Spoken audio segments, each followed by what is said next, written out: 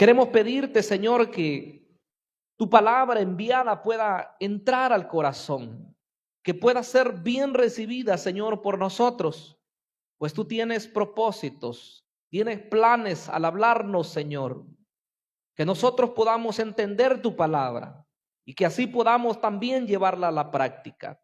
Que así sea, Señor, el deseo de nuestro corazón, el poder honrarte, el poder agradarte, Señor, con nuestra vida, con todo lo que hacemos. Mi Dios, en el nombre de Jesucristo. Amén y amén. Muy bien, el tema de hoy lo hemos titulado El ciclo vicioso en el libro de Jueces. Esa palabra ciclo, pues lo que significa es un período, ¿verdad? Que lleva ciertos componentes. Y ese ciclo, pues, también es repetitivo, ¿verdad? Esa es la característica de ese ciclo, por eso se dice un ciclo vicioso.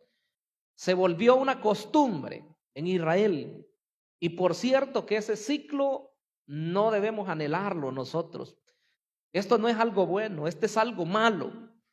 Qué bueno fuera que fuera un ciclo, ¿verdad? De muchas cosas buenas que se cumplen y luego ese ciclo volviera a repetirse, pasando los años y todo fuera muy precioso. Pero en este caso, en el ciclo vicioso de Israel, era una constante de pecado, del juicio de Dios, del arrepentimiento de ellos y después la liberación de parte de Dios. Cuando ellos estaban ya bien, cuando ellos se encontraban libres de sus enemigos y sin amenaza alguna, en prosperidad, volvían a hacer lo malo.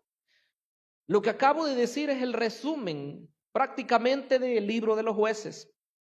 Ese ciclo vicioso se repite en 6 oportunidades. Y esas 6 oportunidades es lo que vamos a ver a partir del capítulo 3, versículo 7, porque hoy vamos a dar fin a la primera parte del libro de Jueces. Esa primera parte que habla de la conquista incompleta. Si se recuerdan, cuando hicimos la introducción hablábamos que son 3 partes en el libro de Jueces. La primera es la conquista incompleta y estamos viendo que habían remanentes, que habían pequeños residuos del pueblo de Canaán que no lo destruyeron. Y esos son los que les van a dar problemas. Entonces, del capítulo 3, versículo 7 en adelante, comienzan estos ciclos, a lo cual pues hoy es como una introducción. Esos ciclos de pecado, de juicio, de arrepentimiento y de restauración se repiten desde el 3:7 hasta el capítulo número 16, prácticamente casi todo el libro. Ese ciclo fue grave porque dice acá la lectura de hoy que ellos dejaron a Jehová, y lo dice por lo menos en 3 oportunidades, lo que hemos leído. Dice que dejaron a Jehová. ¿Qué más dice? Que se fueron tras otros dioses. ¿Qué más dice? Que adoraron a esos otros dioses. Increíble. Para nosotros hoy es increíble. Es como que nosotros, la amada iglesia de Dios, los creyentes, los cristianos, los hijos de Dios, que nosotros dejáramos a nuestro Jesús y nosotros no fuéramos tras otras cosas, tras otros dioses y nos postráramos ante ellos. Es serio esto en realidad. Estos mensajes no son para tomarlos tan a la ligera, ni siquiera para alegrarnos tanto, ¿verdad? Sino más bien para reflexionar delante del Señor cómo nosotros estamos. Pudiéramos hacernos algunas preguntas y pudiéramos preguntarnos, ¿será que nosotros nos estamos alejando de Dios? Otra pregunta más, ¿será que ya estamos lejos de Dios? Son preguntas que en el corazón deben ser respondidas. Si la respuesta es negativa, entonces quiere decir que usted está bien. O como iglesia, si contestamos, quiere decir que estamos bien.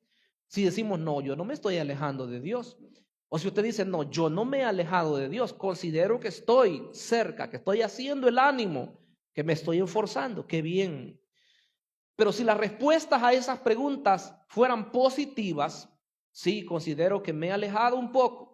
Considero esto que lo hacía así y hoy no lo hago. Considero que me congregaba de esta forma y hoy no lo hago. Considero que servía de esta forma y hoy no lo hago. Considero que yo ofrendaba o diezmaba de esta forma y hoy ya no lo hago. considero que yo salí a tal lugar y hoy ya no lo hago, todo eso es un parámetro. Entonces, hay que ver si nosotros estamos lejos o estamos cerca del Señor.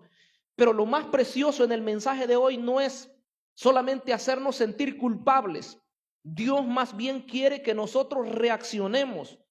Porque si Israel se volvió en esa espiral que venía repitiéndose vez tras vez, y por cierto, duró ese tiempo como 325 años, quiere decir que fue grave.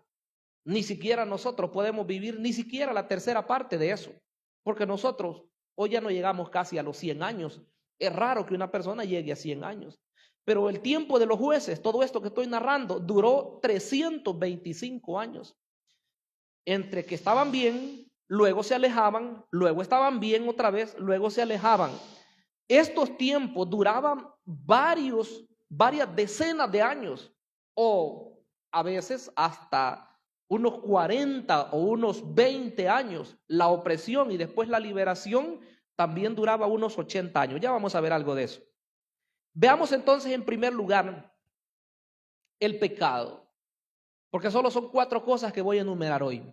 Número 1, el pecado. ¿Qué pasaba cuando Israel pecaba? Número 2, el juicio de Dios que se desataba. Número 3, el arrepentimiento del pueblo cuando clamaban a su Dios.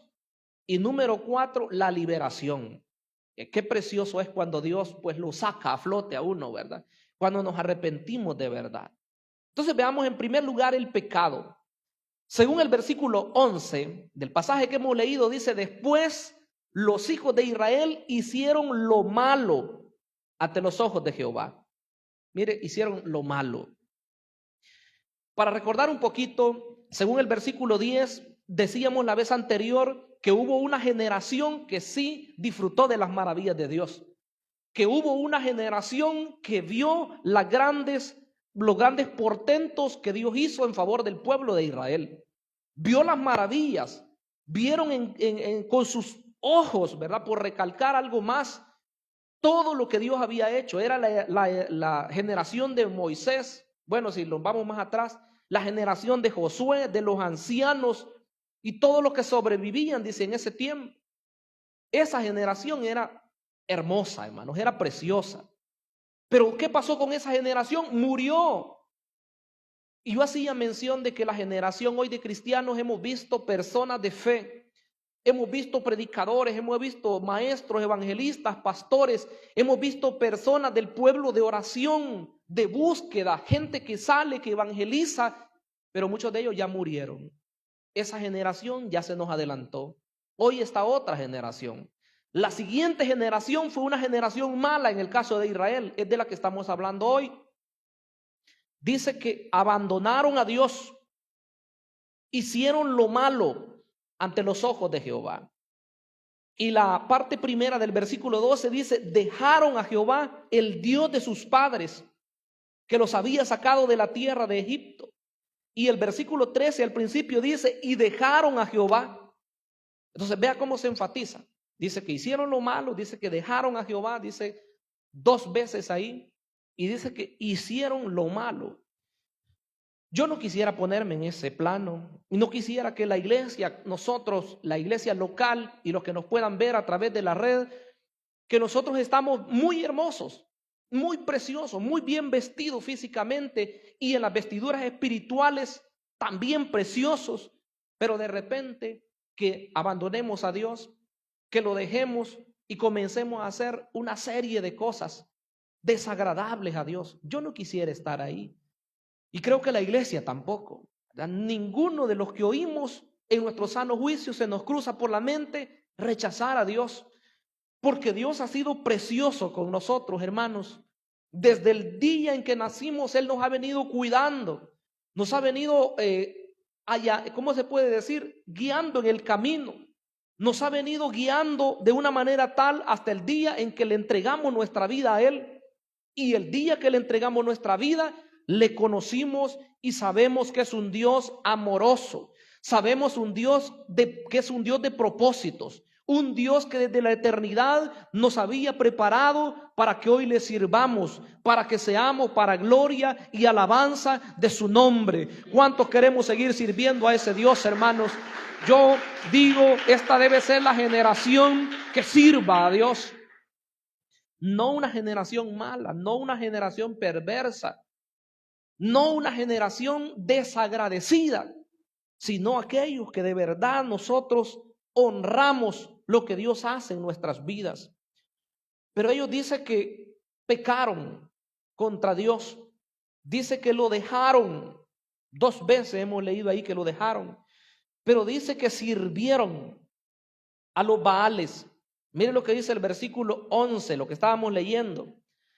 Dice que hicieron lo malo ante los ojos de Jehová y sirvieron a los Baales. Y la parte segunda del versículo 13 dice, y adoraron a Baal y a Astarot.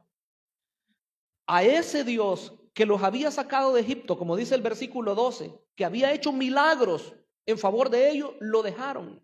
Pero ahora tenían otros dioses, tenían a Baal. ¿Sabe qué significa Baal? Bueno, significa algo parecido al Dios nuestro, pero no es que sea el mismo Dios. Significa mi Señor. Ese Baal, el dios cananeo principal, era el dios de las lluvias y de las tormentas. Según ellos, de ese dios dependía que lloviera o no lloviera. De ese dios dependía si había fertilidad en la tierra o no. Y como era un pueblo agrícola, hoy en nuestros días ya no nos afecta mucho, aunque sí, ya le voy a decir por qué. Nosotros no sembramos hoy maíz, frijol, nosotros, ¿verdad? Como personas, pero nuestros familiares, algunos todavía. Y aunque no fuera así, siempre vamos a los lugares donde se venden todas esas cosas. Y vea, con una pequeña lluvia que pase, todas las cosas se van arriba. Entonces, para ellos creían que ese Dios era el que les proveía las bendiciones y a ese le pedían. Así era de terrible. Por eso en los tiempos de Elías todavía estaban con ese tipo de adoración y tenían profetas al escoger. Eran cientos de profetas. Y claro, la diosa que estaba a la par era Astarot o Astarte o Ishtar, como también se le llamaba. Era la diosa madre, así le llamaban. Diosa madre del amor, la diosa de la guerra, la diosa de la fertilidad. En ese tipo de culto que ellos ofrecían a estos dioses, claro que habían más, estos eran los principales, ellos practicaban su adoración. No sé cómo es que llegaron a esa conclusión, pero se dice que había prostitución y esa era una forma de adorar a su Dios. O sea, era lo contrario de lo que Dios había dicho que su pueblo tenía que hacer. Eso hacían esas personas. La prostitución sagrada le llegaron a nombrar, prostitución sagrada, porque tenían grandes templos y en esos templos habían mujeres especialmente para rendir culto a esos dioses. Y los que llegaban a adorar, hombres, tenían que tener relaciones con esas mujeres. Eso era agradable al Dios de ellos, según la concepción que ellos tenían. La prostitución sagrada, así le llamaban. Otra forma de adorar a esos dioses era mediante los ritos de entregar a sus hijos. Y por raro que parezca, más adelante, ya en el tiempo de los reyes, dice que incluso los reyes de Judá, dice que pasaron a sus hijos por fuego. Los entregaban en sacrificio para agradar supuestamente a esos dioses, que no eran dioses, eran ídolos. Y hay un salmo, el 115, que dice que los ídolos o los dioses de las naciones, dice que son ídolos. Dice que tienen manos y no palpan, tienen pies y no caminan, tienen ojos y no ven, tienen oídos y no oyen. Dice que esas cosas no sirven para nada y los que las hacen también tendrán problemas porque uno solo es el Dios verdadero. Se llama Jehová de los ejércitos. Solamente Él merece nuestra alabanza y toda nuestra adoración. Bendito sea el Señor. Pero ellos lo dejaron, se fueron y adoraron a los Baales. Qué terrible. Yo creo que cuesta bastante el poder entender esto. ¿Por qué lo hicieron? Porque dice que dejaron a Jehová y adoraron. Ahí está la palabra, adoraron a Baal y a Astarot. Y si nos vamos hasta abajo, el versículo 17 dice, pero tampoco oyeron a sus jueces, sino que fueron tras dioses ajenos a los cuales adoraron. Vuelve a decir, adoraron. Este primer ciclo, esta primera parte, perdón, del ciclo, la parte de pecado, yo creo que es la más grave.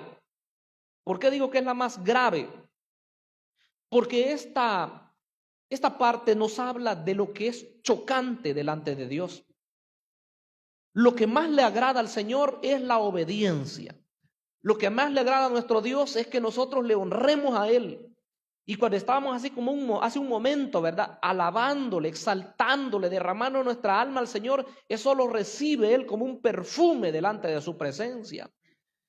Pero piensa en una persona que comienza a hacer cosas malvadas, a hacer y deshacer, pero al escoger pecados, Dios se pone triste.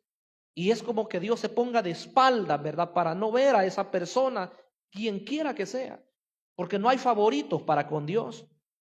Entonces es terrible. Si leemos en Éxodo capítulo 20, uno de los mandamientos que el Señor dio en su ley es específicamente acerca de la prohibición de no adorar otros dioses.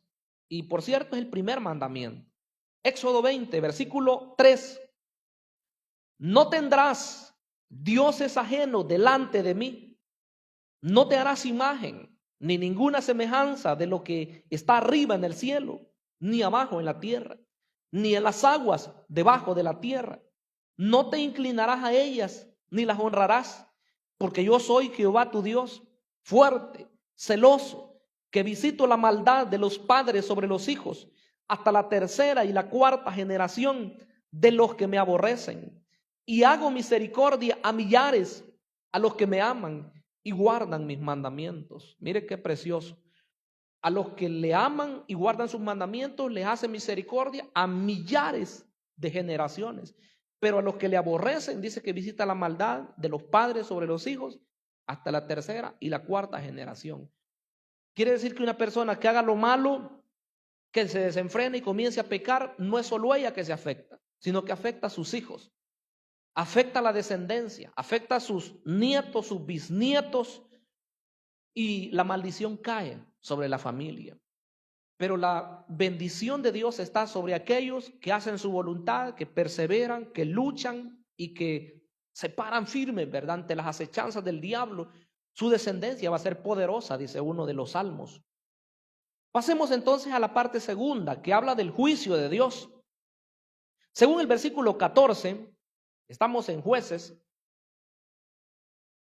Jueces 2:14 dice: y se encendió contra Israel el furor de Jehová, el cual los entregó en manos de robadores que los despojaron y los vendió en manos de sus enemigos alrededor, y no pudieron ya hacer frente a sus enemigos. Este fue el juicio de Dios. Dice que Jehová lo hizo. Cuando yo lo leía, quiero ver si me equivoqué, decía yo, porque dice que Él los entrega. Es como que dijera hoy que alguno de nosotros, hasta temor me da a mí mencionar el nombre de alguno de nosotros, pero que Dios dijera que entrega a fulano de tal, que entrega a fulana de tal en las manos de sus enemigos. Yo creo que ninguno de nosotros quisiera poner su nombre ahí, porque dice que Dios es el que permite eso. Claro, el diablo es el que viene, ¿verdad? Y hace destrozos en la persona, ¿verdad? A veces le mata familiares, a veces le quita el trabajo, a veces le hace que las cosas le salgan mal, le viene un problema, le viene otro. O sea, el trabajo del diablo dice que es matar, hurtar y destruir. Ese es el trabajo de él. Pero si Dios no lo quiere, no lo puede hacer el enemigo. Entonces por eso dice que Dios le entregue en sus manos a esas personas. ¿Por qué? Porque lo dejaron. Pero Él no quiere eso para nosotros. Más bien Él dice que para aquellos, los fieles, los que están en su mano, dice, ¿quién los podrá arrebatar? Entonces, ¿qué debemos hacer nosotros? Ser fieles al Señor, guardarnos para Él. Si usted me dice, hermano, pero ¿quién es perfecto en este mundo? No, no hablamos de eso. Hablamos de perseverar, hablamos de ser fieles al Señor, hablamos de guardarnos, y sabemos que el que nos ayuda es Él a través de su Espíritu Santo en nosotros. Ahora, ahí vamos, pero a ellos dice que los entregó. la ira de Dios sobre ellos. Ni siquiera esta ira era con el propósito de destruirlos, sino que el propósito de Dios era hacerlos reaccionar. Quería traerlos, como dice esa parte primera del versículo 14, los entreguen robadores y los entreguen en las manos de sus enemigos. Y la parte final dice que ya no podían hacer frente a sus enemigos. Eso me llama bastante la atención, porque ahí estaban todos los enemigos de alrededor. Se dice que en esos tiempos que les mencioné en la parte introductoria de 325 años, hubieron 6 naciones o pueblos vecinos que los atacaron. Ahí estaban los de Siria, ahí estaban los de Moab, ahí estaban los de Canaán, ahí estaban los de Madián, ahí estaban los de Amón y ahí estaban los filisteos. 6 pueblos que vamos a ver más adelante cómo los atacaron y cómo Dios también levantó hombres, porque Él no los dejaba. Pero qué tremendo es que después de tener la protección ahí preciosa de Dios, se sienta que todo viene en picada. Yo quiero que leamos el versículo 15 también ahí. Dice el versículo 15, por donde quiera que salían, oiga, ellos trataban de hacer algo, no es que no hacían nada. Por donde quiera que salían, la mano de Jehová estaba contra ellos para mal. Es enfático, como Jehová había dicho y como Jehová se lo había jurado, y tuvieron gran aflicción. Yo quiero que vuelvan unas páginas en el capítulo número 28 de Deuteronomio. Dice que Dios ya se los había dicho. Si ellos eran fieles, los enemigos, no iba a haber alguien que les hiciera frente. Pero si ellos eran infieles, con el enemigo más débil iban a caer. Leamos el versículo 7. Jehová derrotará a tus enemigos que se levanten contra ti. Estoy en el Deuteronomio 28. Jehová derrotará a tus enemigos que se levanten contra ti. Por un camino saldrán contra ti y por 7 caminos huirán delante de ti. ¿Cuándo es esto? Estas son las bendiciones de estar bajo la voluntad de Dios. Claro, esta es solo una, ¿verdad? Dice muchas. Pero dice que cuando vengan los enemigos, cualquiera, usted podría poner a una persona, podría poner al mismo diablo, pudiera poner a un problema, pudiera poner a una enfermedad, una amenaza, cualquier situación. Si viene y le amenaza a usted y usted está bajo la voluntad de Dios, ese problema tiene que apartarse, porque nosotros estamos bajo la bendición del Dios Todopoderoso. ¿Cuántos reciben esa palabra? Yo digo, la iglesia está bajo la cubierta del Señor. Esa es la parte positiva. Pero el versículo 15 nos habla de la situación cuando alguien aleja su vida del Señor. Pero acontecerá, si no oyeres la voz de Jehová tu Dios para procurar cumplir todos sus mandamientos y sus estatutos que yo te intimo hoy, que vendrán contra ti todas estas maldiciones y te alcanzarán. Maldito serás tú en la ciudad, maldito en el campo. Bueno, sigue toda esa descripción, pero yo quiero que lea el versículo 25. Jehová te entregará derrotado delante de tus enemigos. Por un camino saldrás contra ellos y por 7 caminos huirás delante de ellos y serás vejado por todos los reinos de la tierra. Qué triste realidad. Eso le pasó a Israel. Ya no pudieron ellos hacer frente. Dice que cuando estaban fuertes, dice más adelante en la lectura, dice que cuando estaban fuertes los hacían tributarios, como quien dice, los que están por ahí, los moabitas o los amonitas, paguen los impuestos. Los vamos a dejar que vivan aquí en nuestra tierra, pero paguen los impuestos. Y les pagaban. La cosa es cuando pasaron los años y como ellos se alejaron de Dios y comenzaron a hacer lo malo, se hicieron fuertes aquellos enemigos y entonces ellos derrotaron a Israel y los hacían que les pagaran impuestos. Triste. Por eso dice, por un camino vas a salir contra ellos, pero por 7 vas a tener que huir. Cuidado con esos cristianos que cualquier cosa les da miedo, ¿verdad? Porque hay cristianos a veces que ellos le tienen miedo a los enemigos y no es así. Los enemigos tienen que tenerle temor a la iglesia del Señor. ¿verdad? No porque nosotros vamos a poner una gran cara ahí, ¿verdad? No, sino que al saber qué clase de Dios está con nosotros, hermanos. A eso me refiero. Número 3, vamos a ver que hubo un arrepentimiento de ellos. Cuando estaban en la aflicción, cuando estaban en la angustia, como dice el versículo 15, la parte final que leíamos hoy, dice que tuvieron gran aflicción. También quiero que lea el capítulo 3, versículo 9. 3:9. Aquí está ya la primera acechanza. Vinieron los madianitas, o vinieron, quiero ver, perdón, vinieron acá los cananeos, ¿verdad? A pelear contra ellos. No, los de Mesopotamia, perdón. Uy, estamos fallando. Los de Mesopotamia. Y miren lo que dice el versículo 9. Entonces clamaron los hijos de Israel a Jehová, y Jehová levantó un libertador a los hijos de Israel y los libró. Este es Otoniel, hijo de Cenaz, hermano menor de Caleb. Como lo habían dejado, ahí venía la primera amenaza ya. Se levantan los sirios de Mesopotamia y dice que oprimieron a Israel. Pero ellos clamaron a Dios, dice el versículo 9.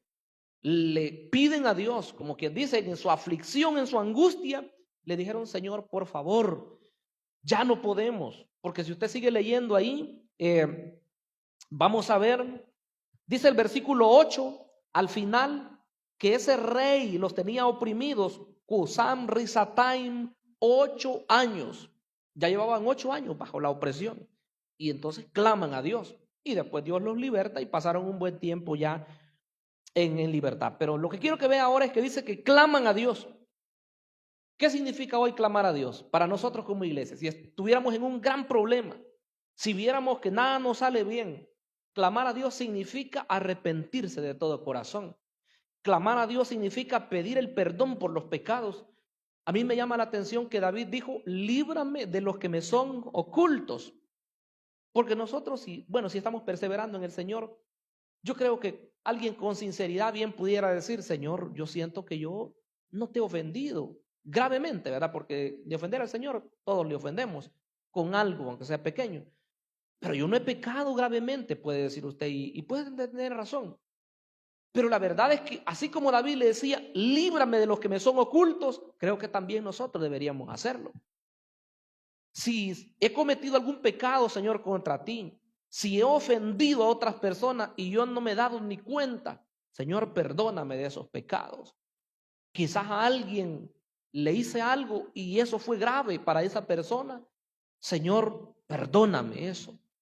Creo que eso es importante, ¿verdad? Pedir el perdón de Dios, porque Él es el único que puede restaurar nuestra vida, hermanos. Si nosotros sabemos que ofendimos a alguien, por supuesto que hay que ir y pedirle perdón, ¿verdad? Porque hasta en eso a veces somos bien duros. Yo he oído personas que dicen: no, dice, sí, ¿cómo le voy a pedir perdón si el que perdona solamente es Dios? O a veces a la inversa, ¿verdad? Me está pidiendo perdón, dice, si yo cómo lo voy a perdonar si que lo perdone Dios, dice. Pero esa es rebeldía, hermanos. Y la rebeldía debe de ser desechada de nuestra vida. Porque si uno está en esa condición, quiere decir que se está negando a que la bendición de Dios pueda venir a la vida. Ellos, cuando vieron que ya llevaban 8 años de opresión en esa oportunidad, le pidieron a Dios. Y quiero que vea la parte última, la liberación, como número 4. Yo creo que esa es la parte más preciosa. Dice el versículo 16, Jueces 2:16, y Jehová levantó jueces que los librasen de mano de los que los despojaban. ¿Quién era un juez? Bueno, hoy no es como los jueces de ahora que imparten justicia, ¿verdad? Los que decretan quién queda libre y quién va a la cárcel. No, estos jueces eran algo parecido, pero más bien ellos eran líderes militares, eran gente de guerra, sacaban al pueblo y lo traían de nuevo. Ellos hacían eso y por supuesto que deliberaban, ¿verdad? Cuando habían casos, la gente venía a ellos y ellos eran consejeros. Ellos decían lo que era correcto y lo que era incorrecto. Cuando alguien estaba en conflicto, dos partes, ellos decían qué era lo que debía de hacerse. Entonces eran jueces, eran líderes tribales. Como que ahora, ¿verdad? Aquí en Santo Tomás hubiera un juez, de aquel tiempo, por supuesto. y en San Marcos hubiera otro, y en Panchimalco hubiera otro, algo así. No es que estaban en todo el país ni en todo el departamento. Entonces estos eran hombres que Dios levantaba. Una de las características de ellos, y creo que la vamos a enfatizar más adelante, es que ellos eran llenos del poder del Espíritu Santo. Esa fue la característica de estos hombres de Dios y mujeres, por supuesto, porque por ahí aparece Débora. Entonces, ellos sabían que lo que estaban haciendo era bajo la dirección del Espíritu Santo. Eran líderes que Dios levantaba para que les quitaran la opresión a los que estaban siendo oprimidos. Por supuesto, era su pueblo. Estos jueces, entonces, hermanos, sirvieron a Dios en un tiempo de decadencia moral, espiritual y social de la nación de Israel. Si hablamos social, bueno, dice la Biblia que cada quien hacía lo que bien le parecía. ¡Qué terrible! ¿Cómo le llaman a eso hoy? Le llaman anarquía. Como que aquí en la iglesia, ¿verdad? Dijéramos nosotros, yo voy a hacer lo que yo quiera aquí y que nadie me diga nada. ¿Ya se imagina usted? Que el siguiente pastor dijera, yo voy a hacer aquí lo que yo quiera también y que no me digan nada. Que un líder de ministerio dijera, aquí nadie me va a decir nada porque este es mi ministerio, así que yo hago lo que yo quiero. Y se levanta el otro igual, no, yo hago lo que yo quiero también porque yo soy líder igual. Se llama anarquía. Pero por supuesto que eso no pasa, ¿verdad? Gracias al Señor. Porque tenemos al Espíritu Santo, hermanos, que nos gobierna y nos dice, así no es la cosa, ¿verdad? Nos dice, hay unidad, que haya unidad, eso es lo que quiere el Espíritu Santo. ¿Cuántos estamos dispuestos a trabajar por esa unidad? Sí, trabajar por la unidad.